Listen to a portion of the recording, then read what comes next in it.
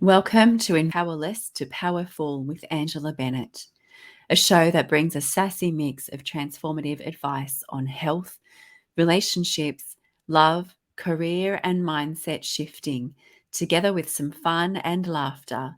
Powerless to Powerful with Angela Bennett begins now. Welcome to Powerless to Powerful, my precious friend of quite a few years now, maybe 10 or so years. Jodi Tunn from the gorgeous Tasmania is here with me today as my superb guest. She is in real estate as a property representative, and Jodi was one of the top listings finder in Australia, but she can tell you more about that. So how are you today, Jodi? I'm great, thanks, Ange. How are you? I'm so good, and I'm so thrilled to have you on my show as my guest. Thank you so much. Jodes, you have such a powerful story. And back in, I think it might have been 2012, I was privy to know you through some of your rougher. Yep. So how about today you just tell us a little bit about yourself and your journey, and then we can dig a little bit deeper into those bits. Yeah. Sounds good. Okay, so my husband Colin and myself, we bought into a business early 2009, and it was a rather large business with a large turnover, all of that sort of stuff. Fast forward to the end of 2010, we walked away. We had to walk away from the business. We were advised to go bankrupt.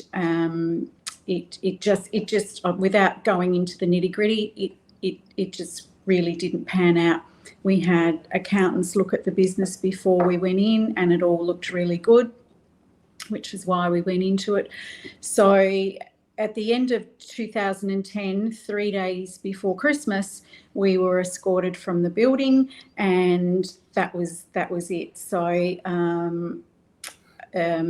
we, as I said, we were advised to go bankrupt.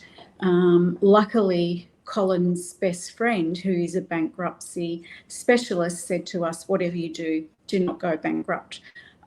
So we sold our family home, and we were still in debt by quite a considerable amount. We made deals with different what do you call them, creditors, and moved into a rental property, and basically had to start from scratch. Colin was, I think Colin was 55 when it happened, and I'm 12 years younger than Colin. So instead of looking towards retiring, we were starting from scratch. So Colin started working for a disability support employment agency, and I was working in retail.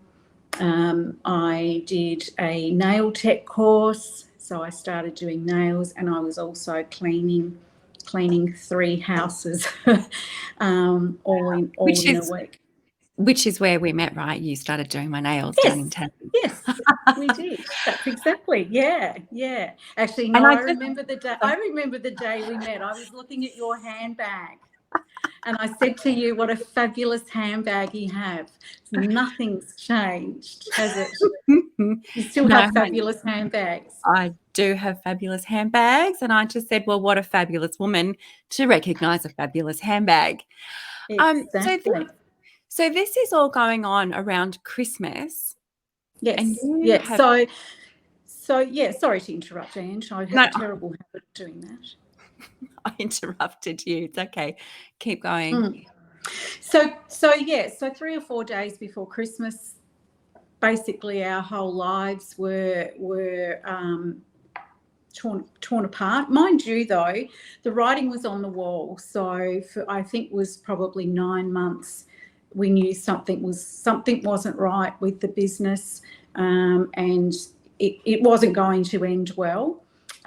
There were business partners and all sorts of things. So I don't really like to dwell on that side of it now. So here we were in later years, I suppose, looking at what we would do in retirement. We were back to square one, and I guess we had a choice. We had a choice just to feel sorry for ourselves or to become bigger and better than ever. And I don't really know. Looking back now, I kind of wonder how on earth we made it through many years, because I had two children, my children. Colin doesn't have children, and we had to obviously support them.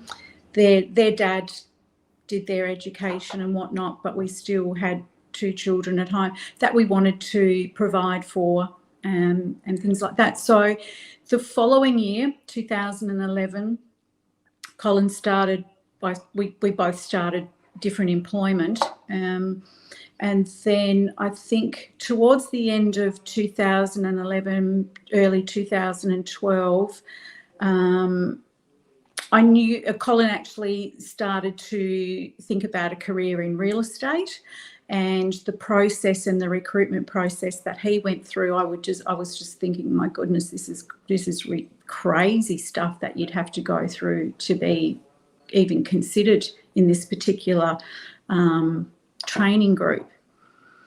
So he started doing that, and I was still doing nails and working in shoes and just sort of trying to get through every day as best as we could.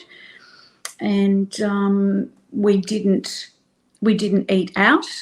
There were no takeaways. There was nothing. It was simply every single cent that we had would go towards paying bills and also paying off creditors and things like that. So, it was towards the end of 2012, early 2013, I thought, I really need to do something, because Colin can't do this on his own in terms of getting us to where we need to be before we die, because we're not spring chickens. So I thought, what can I do? I finished school at the end of year 10. I don't have any formal qualifications, so I was quite limited in what I could do and do now. We couldn't afford financially all the time for me to go to university and train for me to become something. And so I just thought, well, what am I good at? I'm good at selling. I love selling. I love helping people. And so I actually read a book by Neil Genman called Success Takes Character.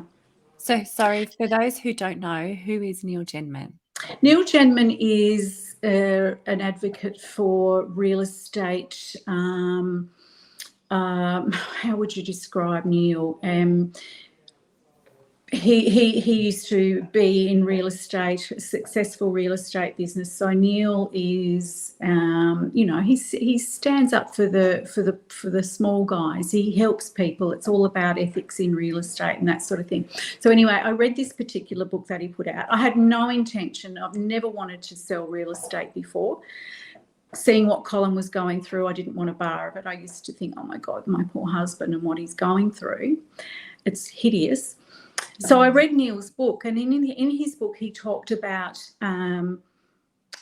people in real estate going out and finding listings for the salespeople, knocking on people's door, cold calling, that sort of thing, just to see if they were interested in selling their homes. And then, you could say, well, look, these people are actually really good people. And, I could put you in touch with a really good agent if you're interested in selling. So that's a quick version of it. So I thought I could actually do that, because I'm helping people. I could help people sell their homes with an agent that is more about them, other than an agent that's more about their commission or that sort of thing. So I approached, and my husband was in that system. So that was the system that my husband was working under. So I approached his boss to see if there would be any issues with me working there, which there wasn't. Now, the recruitment process that you have to go through before you even considered to work in this particular real estate agency was a series like one in 200 people get through. Wow. So you listen to a series of CDs. They were called CDs back in the day, DVDs or whatever, and they weren't podcasts. They were actually CDs. So, and then you had to write about what your version, what you took from listening to each CD, and you would submit it. And if that was okay, if those answers were acceptable, you went on to the next level. So I made it right through, and then the very last thing before you're offered a position as a listings finder, you do a 3-day, what do you call it, a 3-day... Like an intensive? Yes, but you're there on the job. It's called, anyway. So you go into the office. You are given a list of things to do. So you need to find 3 people immediately that are interested in selling, and you have to find those people through a few different methods of prospecting. So you would go and knock on doors, you would call people that were in the inquiry logs, you would call people that were selling their houses themselves, and you needed to convince them that they needed to have a chat with one of the agents from the office. So if you were successful in that and you got the 3 people to have a chat with the agents, then you would go on to become a listings finder, and you were given like a 3-month probation and all that sort of stuff. So I got to my 3-day challenge, let's call it a 3-day challenge, and I froze, basically. I didn't know what to do. I was just an absolute wreck, and I had to go and do door knocking. So I drove around the streets looking for the perfect street to door knock in. And as it turns out, there is no perfect street to door knock in. Yeah.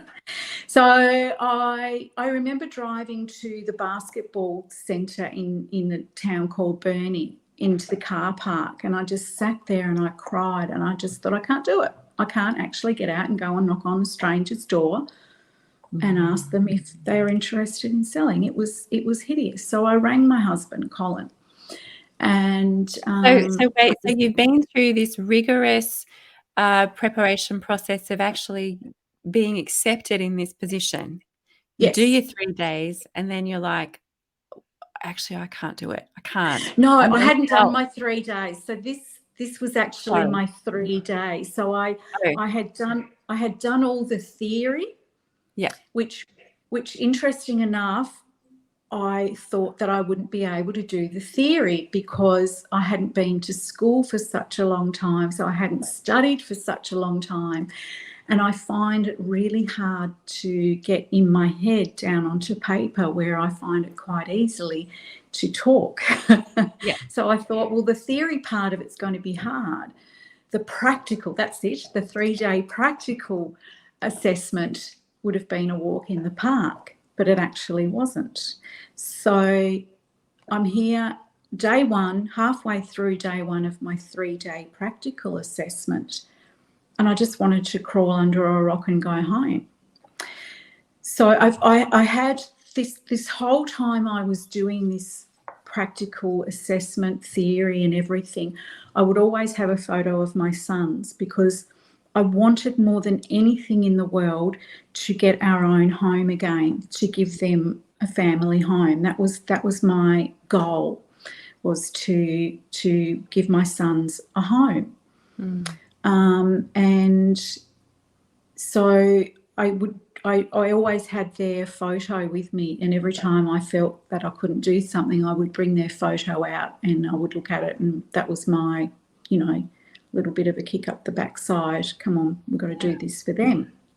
And of course for us as well. So I rang Colin and I was in tears, and I said, I can't do it. I want to come home. And he just said to me, how are you going to feel when you go home? And you look at the boys, and the boys, because the boys had been through the process with us up until this point, and we would all do our homework together. He said, how are you going to feel when you tell the boys that you basically failed? Wow. And I just, yeah, he knew what to say. He knew what to say. Gotta love So Cole. you got to love Cole. Gotta love Cole. So I said, well, I'm not going to feel very good about myself, and I would never get a second chance at this. This was it. You don't get a second chance. You can't ring them back tomorrow and just say, oh, look, I'm sorry about yesterday, but I'm okay to go today. So after he said that, I just thought, right, I've got to do this. So I went and looked for the perfect street again, which I found pretty quickly, and I got out of the car and I went and knocked on the doors. And I pretty much can't remember what I said or whatever. But anyway, long story short, in that process, I found the 3 sellers to give the leads to the sales team. Wow. I got the job as a listings finder, and away we went. And went on to become Australia's top listing finder, as you do. Yes. Of course you do. So I was only working part-time because the boys were still at school. I asked, and there'd never been a part-time position. So a part-time position was created because they thought, well, this is good. This is good because this could be a great job for mums. They can work within school hours and go out and find leads for the sales team. So I was a little bit of a pioneer as well, which was really cool. So I worked about 20 hours a week and pretty much could work whenever I wanted to, whenever it suited, as long as we got the results and I did the hours. So cold calling, knocking on doors, chatting with people, really, really putting yourself out there. And I had a photo of a house and a photo of my 2 boys in my office near my phone, and every single time I just thought, I cannot do this. I would look at those 2 photos and I would think, you have to do this. And I would pick the phone up, take a deep breath, and away we would go. So I was probably into my third or fourth month. And yes, I actually got 22 leads listed for the sales team as a part-time listings finder, and became a bit of a celebrity. as you do. Because Neil Genman actually eventually interviewed you on his podcast, right? He did. Well, back in the day, there wasn't a podcast. Oh, it was sorry. a CD. Yeah. So there's a hard copy. There is. So Neil, if you can find a CD player. That's right, if you can find a CD player. So Neil got in touch with me and he asked me how I did what I did, what do I do, what's your secret? And I just said, there is no secret. I just simply get on the phone and talk to people and just ask the simple question, are you interested in selling your house? Sounds so easy now, 9 years experience, it just sounds so easy. And I always thought that I would just be a listings finder. That was all I wanted to do. I had no intentions of, or no aspirations to go into real estate sales. It was just quite simply that it would be, this was my thing. This was great. I would just do this, and you would get incentives if you reach certain levels. You would get bonuses and things like that, which I did, which was cool. I was making more money than I'd ever made in my entire career, because I'd only worked in retail sales, and that doesn't pay that well. So so I was a listings finder for about 9 months. And then I actually thought, my eldest son got his license, so that freed me up so much in regards to running the kids around. And then I actually thought, right, maybe I could go into sales. So I did. So I went into sales, and then literally the rest, as they say, is history. And I remember driving home from work one day, and I just thought, thank God I got out of my car that day. Yeah. And you put in a lot of hours in real estate sales, a lot of hours, a lot of it's not physically hard work, it's mentally challenging work. You've got to hustle, you've got to put in to reap the rewards. And they all, any training academy will tell you it's 2 to 3 years of hustling and doing it 6-7 days a week before you will get referral business, repeat business, and all of that sort of stuff. So that's exactly what we did. We've head down, bum up, and absolutely worked our butts off. I was going to And say, I was just going to interject because Americans don't know what head down, bum up means. That's an oh, Aussie. okay, sorry. I've used it I'm a few so times and people are Australian. just like, huh? So it's working really hard. It's, just to clarify, it's not rude. No, sorry. No, No, I'm don't be sorry. sorry. I've just experienced people look at me like I am almost swearing and being rude. It's like, it's actually it's a strong, a common expression that Australians use for. It's slang, isn't it? It is slang. Aussie slang. It is Yeah. Aussie slang. So it's working really Yeah. hard. It's So it's defying the odds. It's blocking everything else out and focusing just on that to reach your purpose and your destination. Yeah. And It's like what else goes on. You've just got this Blinkers. the blinkers on, and you can't be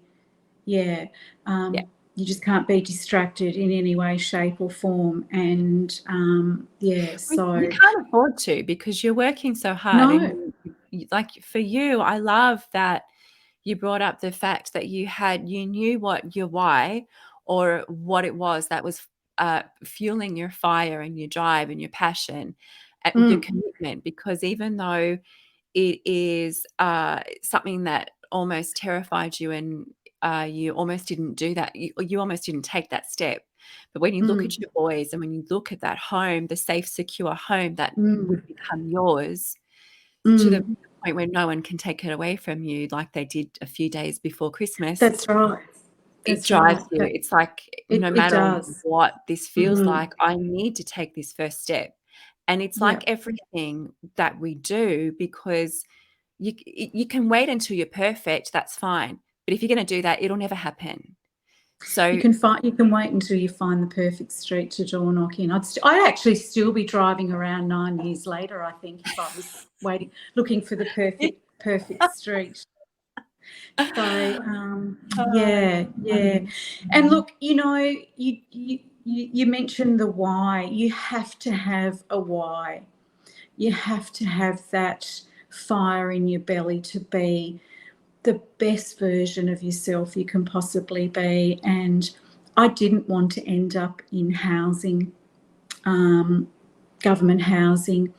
I wanted to prove to myself as well that I can do anything.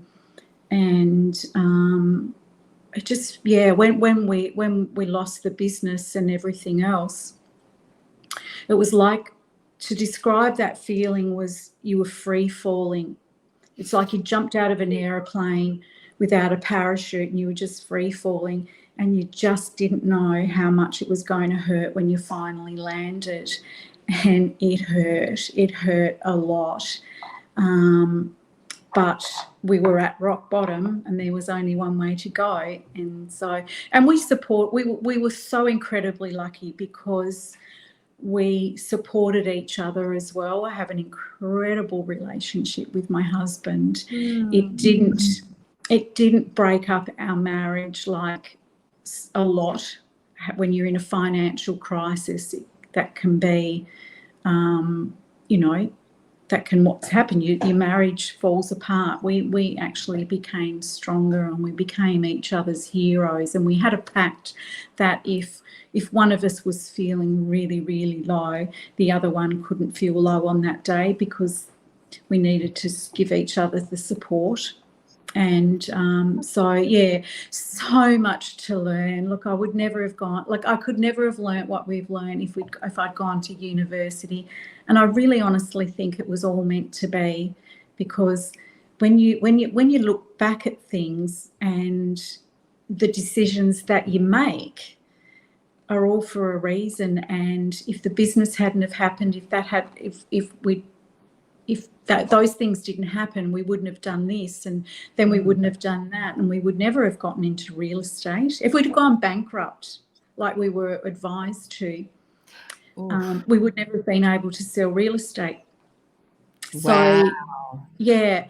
And That also fact. too, and if you go bankrupt, then it's an effect on everybody. That flows through to all the people that you owe money to, and that affects their lives. So we owed it to not only ourselves, but to other people, to make deals, pay the money off, do whatever we needed to do, legally, of course, to pay back that money. So now, 2019, October, actually no, probably around this time in 2019, we moved into our brand new home that we'd built. We paid a lot off as a deposit, and we had a mortgage, which was probably a lot for Colin's age. In fact, it was a bit of a bone of contention when we went to borrow the money, because the amount we needed and his age, but luckily he had a younger wife, so that's what I think kind of got him through. And because I was working full-time and earning good money as well. So at the end of September 2019, we moved into our brand new house. A week later, we went on our first holiday in 10 years. Wow. We chartered a catamaran, and we went sailing in the Whitsundays for 10 days. 10 days, yeah. Beautiful, Jodi. Yeah. And here we are 3 years later. We've just had a big real estate boom here in Tassie in the last 2 years, COVID and whatnot, and we've actually paid our mortgage off in 3 years. Well, the banks probably don't like you because they haven't earned enough percentage. No, that's right. Yeah, and I still don't have that Louis Vuitton bag yet, because I could have gone out and bought my Louis Vuitton bag. I've had this obsession with Louis Vuitton since I was 16, and I could have gone out and bought the bag, but I just knew I needed that security, because no one ever was going to take my home away from me again. So we've paid off the mortgage, and we've bought a yacht. So now we're paying off the yacht. But anyway. I love this. Congratulations, Jodes. I mean, I remember sitting at the dining table of your old home, and you were helping me with my finances, because I found myself in a similar situation. And had you not been such a great budgeter, I don't know if I would have learnt those skills and been where I was. I think I was in the deficit at that time of my life. That was pretty daunting. It is a horrible feeling, and I was so relieved to have you that could just help me, even if I had $10 left over of the week, if that. It was just wonderful having someone there to support me through that journey. And you were going through it yourself. And I think there's something beautiful about that, actually. When you are going through stuff yourself, yet you can still reach out and help others. And often your experience, well, actually, I believe your experiences they've happened to you, but they're not for you. They're so you can help others out of those pits that they find themselves in. Of course they are. Yeah, absolutely. I remember when our budgets were so strict. I remember one day one of the boys asked me for $10 for something, and I nearly had a nervous breakdown because I couldn't give them the $10 that they needed. That's how strict our budget was. But it's so important, and I think, I really believe that it should be taught in schools. Yeah, How to budget, because so many young people have no idea unless it's taught at home. And if the parents don't, my boys are brilliant. In fact, they're probably the other way. They're a little bit tight with their money, especially my youngest. But anyway, he lives at home, so he's living the dream. But it's just to be able to budget, and then I'm going to buy the Louis Vuitton bag really soon, though. I'm really going to do that. I will. Here. Okay. Hey, Jode, so out of this, what's the most important thing that you've learned in life? Well, what is the most important thing? Security, Ange. To have security is, for me personally, I need that security, and just don't give up. Never, ever, never give up. There is always something. And if you feel like you're going to cry in your car, call me. Because getting out of my car that day quite literally changed my life and my family's life. Just do it. Just absolutely do it. Yeah, and it's when we're faced with choices, right? We either continue the way we're going, and that's the choice we make, or we make that choice to step into that thing that's scaring the crap out of us and go, that's right, for the sake of my future and a different direction and a different path in my life that I really desire and that I deserve and am worthy of, I need to step out of my comfort zone that actually often is not even comfortable anyway, because you're struggling in that space. And that's so right. to take that step out of your comfort zone into something so uncomfortable that stretches and hurts and feels like you just want to scream or cry, but do those things, scream and cry, but still take the step, still but do still that. do it. Still do it anyway, because getting out of your car or something like that could actually will actually change your life. And so it took us 9 years to pay back debt and save a deposit, and we did. There were, like I said, there was no eating out, there were no takeaways, there wasn't, like, we were the no fun tons. Which I probably, and now I'm so exhausted from working all the time that all I want to do is stay at home. So I'm still the no fun ton. Oh, you have fun with me when we have a cup of coffee and a croissant. So, Jode, what makes you feel inspired to be your best self? So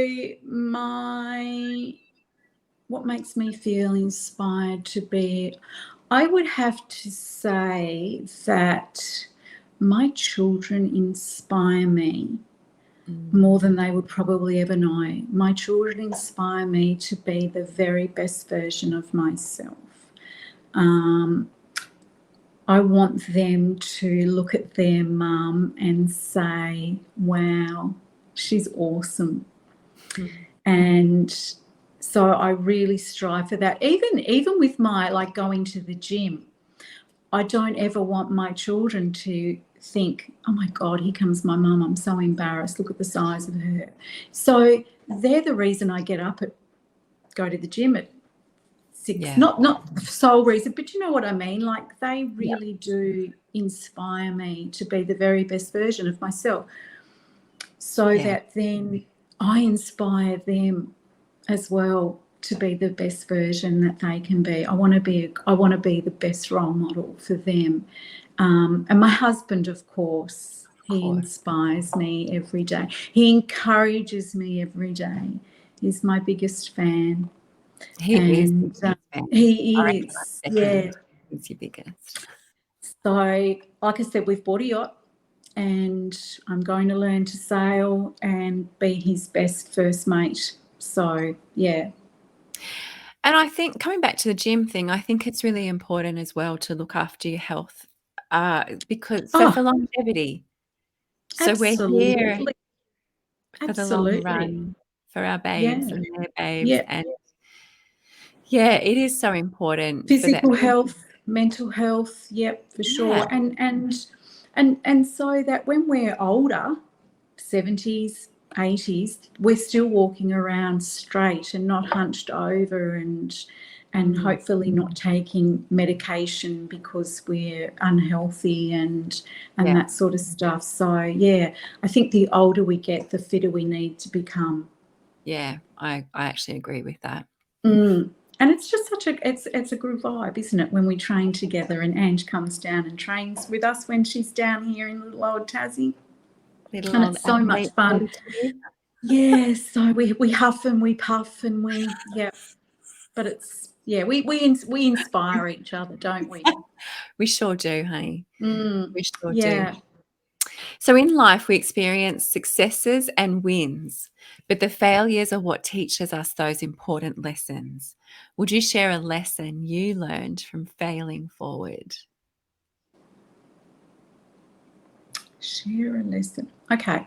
So when we bought into this particular business, I had no idea what cash flow meant, cash flow projection, all of that sort of stuff. So it pretty much all went over the top of my head. I I trusted Colin's very, very good knowledge of business because he had been in business before. So I just sort of thought, yep, if he thinks it's all good, then it's all good. And look, what we did wasn't actually a failure on our part buying into this particular business.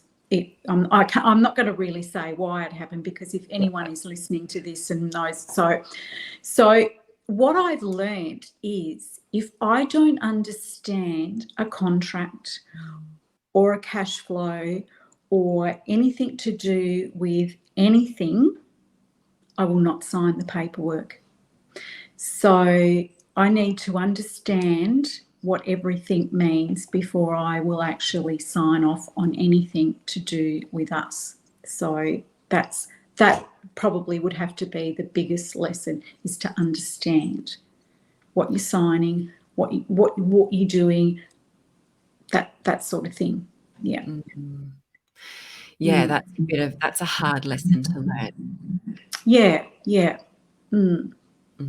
And look, the good old gut instinct always is, gut instinct never lies. The whole and hindsight's a wonderful thing. There were so many different things that came up as roadblocks for us when we were buying into this particular business, but we pushed forward because we wanted it so badly.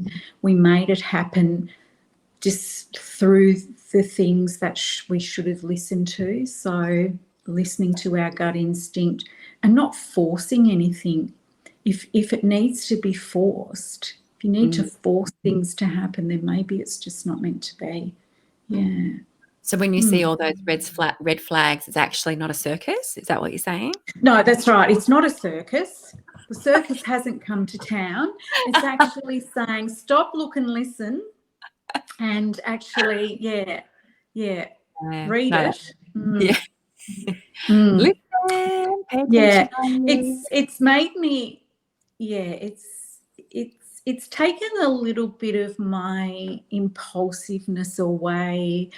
It, yeah, there's a lot of seriousness about me now that probably wasn't there before, and I think it's going to take a few more years for me to totally be able to relax and just think, we did it.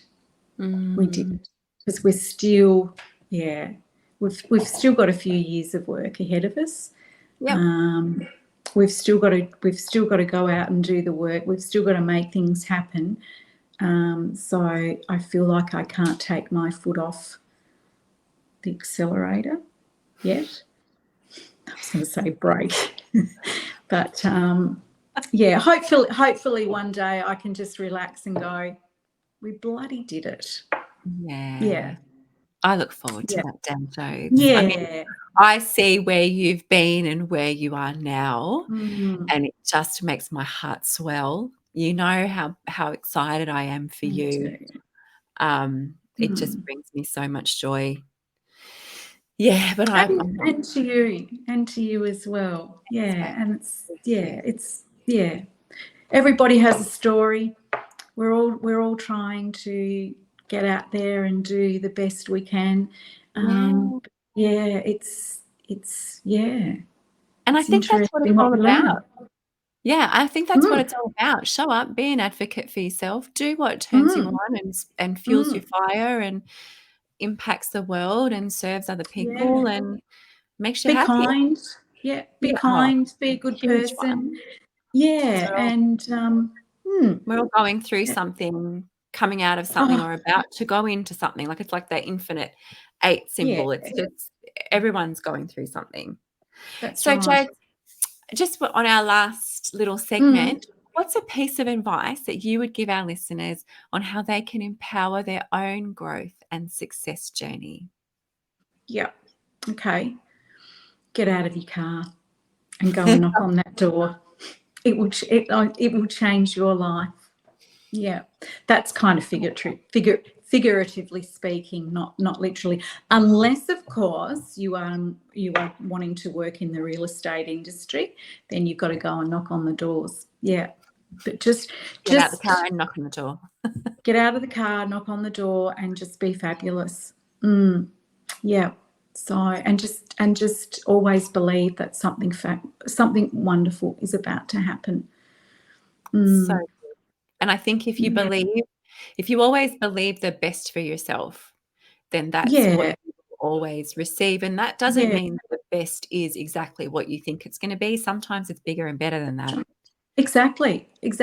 I never ever imagined in a million years that I would be earning the money that I've earned in the last 3-4 years.